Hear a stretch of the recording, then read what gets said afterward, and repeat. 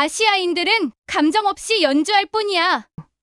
차가운 비웃음이 그녀를 에워쌌지만 피 흐르는 손가락으로도 바이올린을 놓지 않는 한국의 소녀가 있습니다. 낯선 땅에 홀로 남겨진 소녀의 눈빛에는 깊은 절망이 담겨 있었습니다. 그녀가 품에 안은 사진 한 장, 그것은 어떤 상처와 약속을 담고 있었을까요? 버림받은 소녀가 세계를 감동시킨 연주자로 거듭나기까지 그녀의 기적 같은 여정이 시작됩니다. 오늘의 사연 지금 시작합니다. 안녕하세요. 제 이름은 안나 벨러입니다. 남편 요한과 함께 오스트리아의 작은 마을에서 조용히 살고 있어요. 저희 부부는 매일 아침 교회에 가서 기도를 드립니다. 특히 우리 아들 토마스를 위해서요. 10년 전 26살의 나이로 여행 중 교통사고로 하늘나라로 떠난 우리 아들이죠. 토마스가 떠난 후 저희 집은 너무 조용해졌어요. 넓은 집이 갑자기 텅 빈 것 같았죠. 요한은 아들의 방을 그대로 두었어요. 마치 언젠가 토마스가 돌아올 것처럼요. 저희는 교회에서 위안을 찾으며 하루하루를 살아갔습니다. 가끔 유학생들에게 방을 내주기도 했지만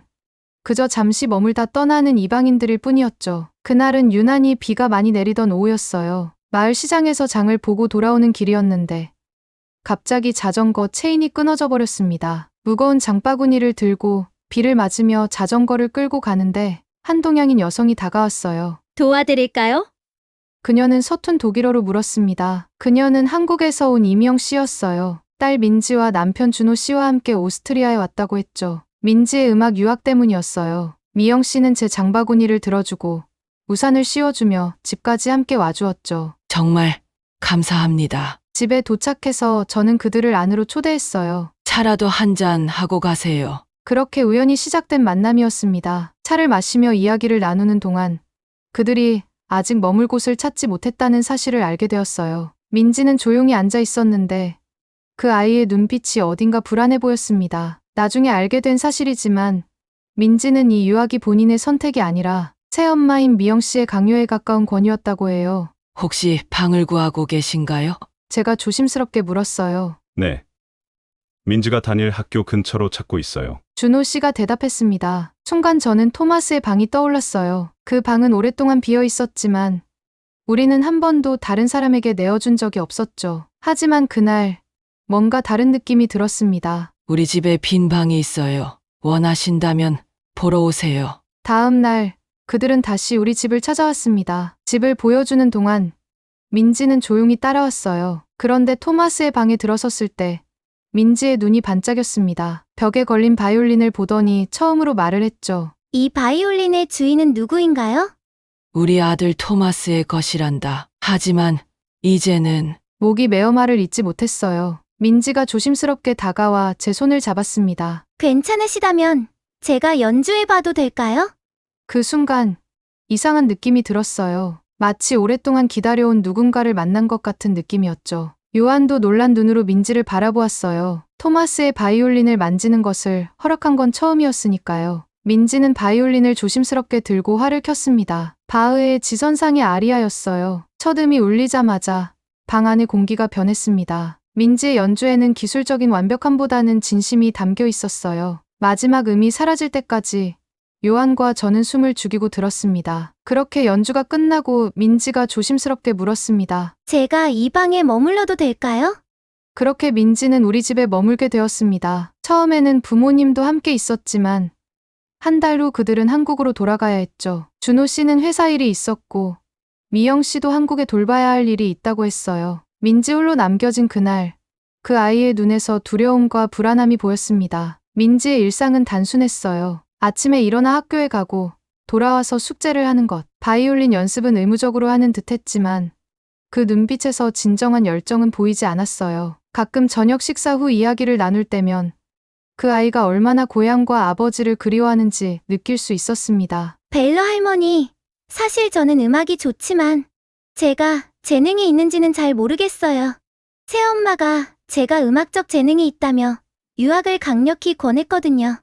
아버지는 제가 하고 싶은 일을 하라고 하셨지만 그렇게 6개월쯤 시간이 지났을 무렵 갑자기 믿을 수 없는 정말 끔찍한 소식이 전해졌습니다. 준호 씨가 갑작스러운 심장마비로 세상을 떠났다는 거였어요. 민지는 며칠 동안 말 한마디 없이 울며 방 안에서만 있었습니다. 미영 씨는 장례식을 위해 한국으로 돌아갔고 민지도 곧 따라갈 거라고 했죠. 그 후 장례를 마치고 민지가 돌아왔고 민지에게 3주가 지나도록 미영 씨에게서 아무 연락이 없었어요. 민지가 학비와 생활비 문제로 여러 번 전화했지만 받지 않았죠. 결국 한 달 후 미영 씨로부터 짧은 메시지가 왔습니다. 민지야, 학비와 생활비는 6개월치만 보낼 수 있어. 미안하지만 이제 내가 알아서 해야 할 것 같다. 나중에 알게 된 사실이지만 미영 씨는 준호 씨가 남긴 보험금을 받아 다른 남자와 새 삶을 시작했던 거예요. 민지는 완전히 버려진 처지가 됐어요. 그날 밤 민지의 흐느끼는 소리가 들려 방에 들어갔어요. 그 아이는 침대 모서리에 웅크리고 앉아 있었습니다. 손에는 아버지의 사진을 들고 있었어요. 이제 어떻게 해야 할지 모르겠어요. 한국에 돌아갈 곳도 없고 여기서 계속 있을 이유도 없어요. 민지의 눈에서는 눈물이 흘러내렸고 그녀는 아버지의 마지막 말을 떠올렸습니다. 민지야, 지금은 내가 아무것도 아닌 것처럼 보일 수도 있어. 하지만 아빠는 널 믿는다. 너라면 노력으로 뭐든 잘할 수 있을 거야. 사람은 각자 꽃을 피우는 시기가 모두 다르단다. 조급해하지 말고 내 안의 가능성을 믿으렴. 아빠가 마지막으로 하신 말씀이 생각나요. 그런데 저는 제가 뭘 잘할 수 있는지도 모르겠어요. 요한과 저는 서로를 바라보았습니다. 말없이 같은 생각을 했어요. 그날 밤 우리는 민지에게 말했습니다. 걱정하지 마. 내가 원하는 한 이곳이 내 집이야. 우리가 도울 수 있는 한 도울게. 그리고 내 아버지 말씀이 맞아.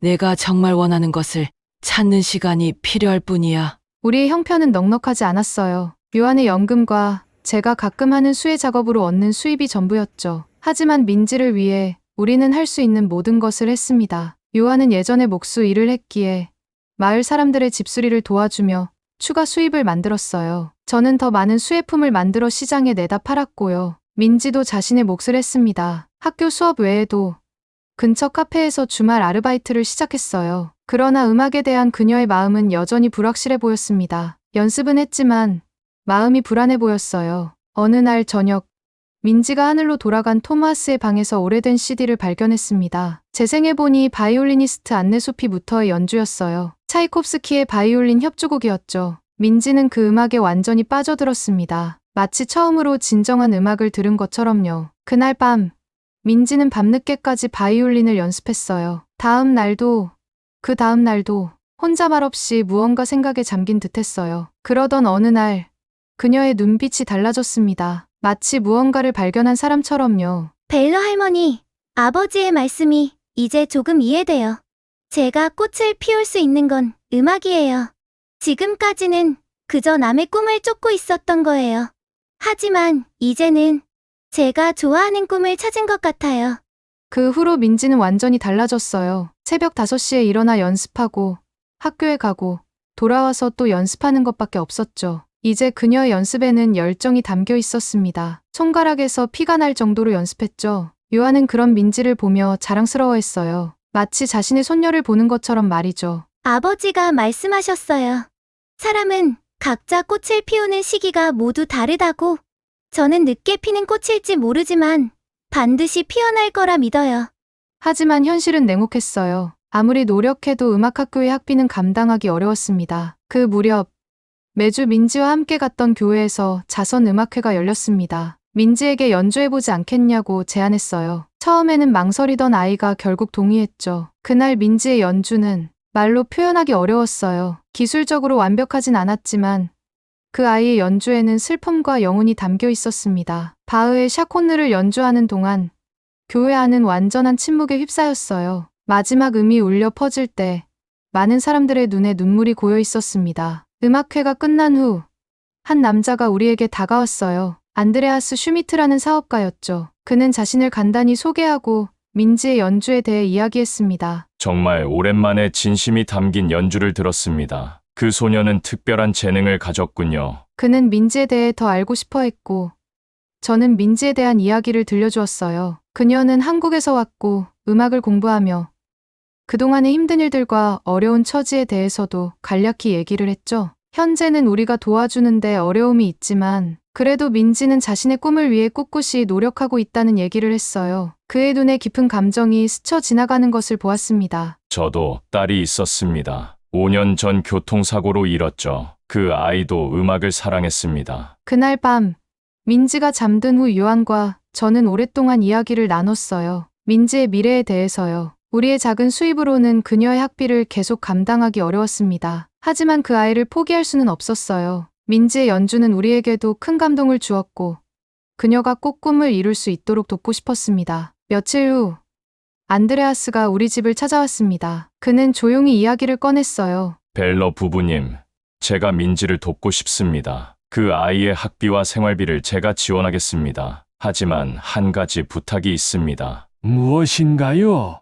요한이 물었습니다. 민지에게 제가 돕는다는 사실을 알리지 말아주세요. 그저 교회의 장학금이라고 해주세요. 저는 그저 그녀의 성장을 멀리서 지켜보는 것으로 충분합니다. 우리는 놀라움을 감출 수 없었지만 그의 뜻을 존중하기로 했어요. 그날 저녁 우리는 민지에게 좋은 소식을 전했습니다. 민지야, 우리가 좋은 소식이 있단다. 교회에서 너의 소식을 듣고 내게 장학금을 주기로 했어. 이제 학비 걱정 없이 공부할 수 있을 거야. 민지의 눈에 눈물이 고였어요. 그녀는 믿을 수 없다는 듯 우리를 바라보았습니다. 정말인가요?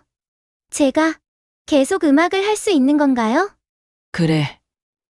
이제 내 꿈을 향해 마음껏 달려도 된단다. 그로부터 몇 주 후 민지는 더 좋은 바이올린을 갖게 되었고 추가 레슨도 받을 수 있게 되었어요. 우리는 모든 것이 교회의 장학금으로 가능하다고 설명했지만 민지는 뭔가 의아해하는 눈치였습니다. 민지는 아버지의 말씀을 자주 떠올렸어요. 사람은 각자 꽃을 피우는 시기가 모두 다르다고 하셨던 말씀이었죠. 그 말씀은 민지에게 큰 위안이 되었습니다. 그녀는 이제 자신의 꿈을 향해 한 걸음씩 나아가고 있었어요. 아버지께서 말씀하셨죠.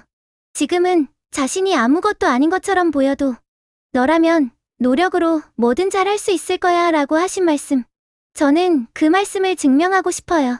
민지는 매일 새벽 5시에 일어나 연습했어요. 학교에 가고 돌아와서 또 연습했죠. 손가락에서 피가 나도 포기하지 않고 연습했습니다. 요한은 그런 민지를 보며 자랑스러워했어요. 마치 자신의 손녀를 보는 것처럼 말이죠. 학교에서는 또 다른 어려움이 민지를 기다리고 있었죠. 아시아 학생들은 기술만 있고 감정이 없어. 완전 로봇처럼 연주하네. 민지는 이런 말들을 들으며 상처받았지만 결코 포기하지 않았어요. 오히려 더 열심히 연습했죠. 때로는 밤새도록 연습해서 아침에 학교 가는 길에 졸기도 했습니다. 그녀는 자신만의 방식으로 음악에 감정을 담아내기 위해 노력했습니다. 어느 날 저녁, 저는 안드레아스와 전화 통화를 하고 있었어요. 민지가 학교에서 큰 발전을 보이고 있다는 이야기를 전하고 있었죠. 요한은 거실에서 신문을 읽고 있었고, 민지는 학교에서 돌아오는 길이었습니다. 그 아이는 정말 놀라워요. 교수님들도 민지의 발전 속도에 감탄하고 있어요. 라고 제가 말했습니다. 정말 잘 됐군요. 다음 주에 있을 오디션 비용도 제가 지원하겠습니다. 그 아이가 배움에 전념할 수 있도록 해주세요. 안드레아스가 대답했습니다. 저는 전화를 끊고 부엌으로 향했습니다. 그런데 그때 민지가 부엌 문 앞에 서 있는 것을 보았습니다. 그녀의 얼굴은 굳어 있었고 눈에는 눈물이 고여 있었죠. 현관문이 열리는 소리도 그녀가 들어오는 소리도 듣지 못했던 겁니다. 할머니 지금 누구랑 통화하신 거예요? 민지가 떨리는 목소리로 물었습니다. 저는 당황해서 어쩔 줄 몰라 했습니다. 어떻게 설명해야 할지, 어디서부터 시작해야 할지 알 수 없었어요. 그러니까 제가 머뭇거리는 동안 민지는 이미 모든 것을 눈치챈 듯했습니다. 교회 장학금이 아니었죠? 그분, 안드레아스 씨가 저를 돕고 있는 거죠? 저는 고개를 끄덕일 수밖에 없었습니다. 민지는 아무 말 없이 방으로 뛰어 들어갔습니다. 요한과 저는 걱정스러운 눈빛을 교환했어요. 그날 밤, 민지의 방에서는 아무 소리도 들리지 않았습니다. 다음 날 아침, 민지는 평소보다 일찍 일어나 바이올린을 연습하고 있었어요. 그녀의 눈은 붉어 보였지만 표정은 결연했습니다. 아침 식사 시간에 그녀는 조용히 말했어요. 할머니, 할아버지 죄송해요. 어젯밤에 그렇게 행동해서요. 생각해보니 제가 안드레아스 씨에게 정말 감사드려야 할 것 같아요. 그분을 만나고 싶어요. 저는 안드레아스에게 전화를 걸어 상황을 설명했습니다. 그는 처음에는 당황한 듯했지만 민지를 만나기로 했어요. 그날 오후 안드레아스가 우리 집을 방문했습니다. 민지는 그를 보자마자 감사의 인사를 했습니다. 안드레아스 씨, 저를 도와주셔서 정말 감사합니다. 제가 어떻게 보답해야 할지. 안드레아스는 민지의 말을 부드럽게 막았습니다. 보답은 필요 없어요. 단지 당신의 음악을 계속 들려주세요. 그것만으로 충분합니다. 부모를 잃고 타국 땅에 홀로 남겨진 자신에게 온정을 베풀어준 천사같이 고마운 분이라 생각한 민지는 현재 자신의 처지에서는 스스로 보답할 길이 없어서인지 너무 감사한 마음에 민지의 눈에는 눈물이 고였어요. 안드레아스를 위해 특별히 준비한 곡을 민지는 눈물을 머금고 연주했습니다. 모차르트의 바이올린 소나타 K 304였어요. 그 곡은 안드레아스의 딸이 가장 좋아했던 곡이라고 합니다. 연주가 끝났을 때 안드레아스의 눈에도 눈물이 고여 있었습니다. 내 딸 소피아가 살아있다면 민지와 같은 나이였을 거예요. 그 아이도 음악을 사랑했죠. 그날 이후 안드레아스는 민지의 멘토가 되었습니다. 그는 단순히 경제적 지원을 넘어 민지에게 인생의 지혜를 나누어 주었어요. 때로는 엄격한 비평가로, 때로는 따뜻한 아버지 같은 존재로 민지 곁에 있었죠. 18살이 되던 해, 민지는 큰 도전을 앞두고 있었습니다. 비엔나 국립음대 입학 오디션이었죠. 그곳은 세계 최고의 음악가들이 꿈꾸는 학교였어요. 매년 수천 명이 지원하지만 극소수만 입학할 수 있는 곳이었습니다. 오디션 전날 밤, 민지는 너무 긴장한 나머지 잠을 이루지 못했어요. 새벽에 부엌으로 내려와 보니 그녀는 테이블에 앉아 떨고 있었습니다. 할머니, 저 할 수 있을까요? 저 같은 사람이 정말 비엔나 국립음대에 갈 수 있을까요? 저는 민지 옆에 앉아 그녀의 손을 잡았어요. 민지야, 내가 지금까지 얼마나 많은 어려움을 이겨냈는지 생각해봐. 내 아버지의 말씀을 기억하니? 사람은 각자 꽃을 피우는 시기가 모두 다르다고. 지금이 바로 내가 꽃을 피울 시간이란다. 다음 날 요한과 저는 민지를 오디션장까지 배웅했습니다. 안드레아스도 멀리서 지켜보고 있었어요. 민지가 연주하는 동안 우리는 밖에서 기도했어요. 2시간이 지나고 민지가 나왔을 때 그녀의 표정만으로도 결과를 알 수 있었습니다. 할아버지, 할머니, 그녀의 눈에는 눈물이 맺혀 있었습니다. 제가 해냈어요. 심사위원들이 제 연주를 듣고 박수를 쳤어요. 그날 밤 우리 4사람은 작은 축하 파티를 열었습니다. 요한이 특별히 아끼던 와인을 꺼내왔고 저는 민지가 좋아하는 슈니체를 만들었어요. 민지는 행복에 겨워 눈물을 흘렸습니다. 아버지가 맞으셨어요. 제게도 꽃을 피울 시간이 찾아왔네요. 그리고 할아버지, 할머니, 그리고 슈미트 씨. 모두가 제 인생의 정원사세요. 여러분이 없었다면 저는 결코 이렇게 잘할 수 없었을 거예요. 비엔나 국립음대에서의 민지의 생활은 더욱 바빠졌습니다. 하지만 그녀는 항상 주말이면 우리를 찾아왔어요. 때로는 친구들도 데려왔죠. 그들은 우리 집에서 즉흥 연주회를 열기도 했어요. 그럴 때면 집 안은 음악과 웃음소리로 가득 찼습니다. 민지는 학교에서도 점점 인정받기 시작했어요. 교수님들은 그녀의 끈기와 발전 속도에 놀라워했고 동료 학생들도 차츰 그녀를 존중하기 시작했습니다. 더 이상 아시아 학생이라는 편견 속에 가두지 않았어요. 그녀는 그저 뛰어난 음악가였죠. 대학 3학년 때 민지에게 큰 기회가 찾아왔어요. 국제 청년 음악가 콩쿠르였습니다. 세계 각국에서 온 젊은 음악가들이 참가하는 권위 있는 대회였죠. 민지는 밤낮으로 연습했습니다. 때로는 지치고 좌절하기도 했지만 결코 포기하지 않았어요. 대회 당일 요한과 저는 앞자리에 앉았습니다. 안드레아스도 함께였어요. 민지가 무대에 올랐을 때 그녀는 완전히 다른 사람처럼 보였습니다. 더 이상 불안하거나 주저하는 모습이 없었어요. 자신감 넘치고 당당했죠. 그녀의 연주는 말로 표현할 수 없을 만큼 아름다웠습니다. 차이콥스키의 바이올린 협주곡이었어요. 기술적으로 매우 어려운 곡이지만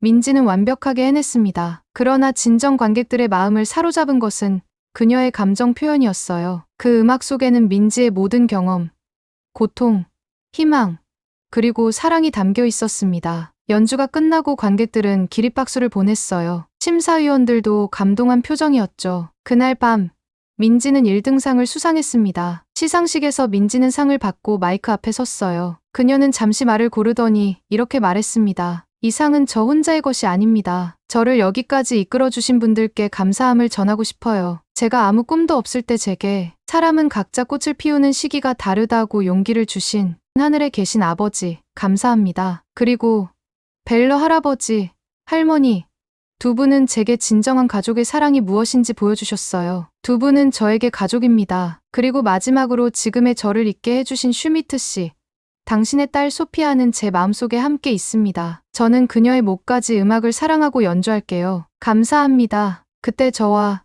요한 그리고 슈미트 씨 우리는 모두 눈물과 박수로 민지를 축하해 주었습니다. 대학을 졸업한 후 민지는 세계 각국을 순회하며 연주 활동을 시작했어요. 하지만 그녀는 항상 오스트리아로 돌아왔습니다. 그리고 그녀의 첫 솔로 리사이틀은 우리 마을의 작은 교회에서 열렸죠. 그날 교회는 사람들로 가득 찼어요. 세계적인 연주자가 된 민지를 보기 위해 많은 사람들이 모였습니다. 연주회가 끝난 후 민지는 무대 위에서 특별한 발표를 했어요. 오늘 저는 특별한 소식을 전하고 싶습니다.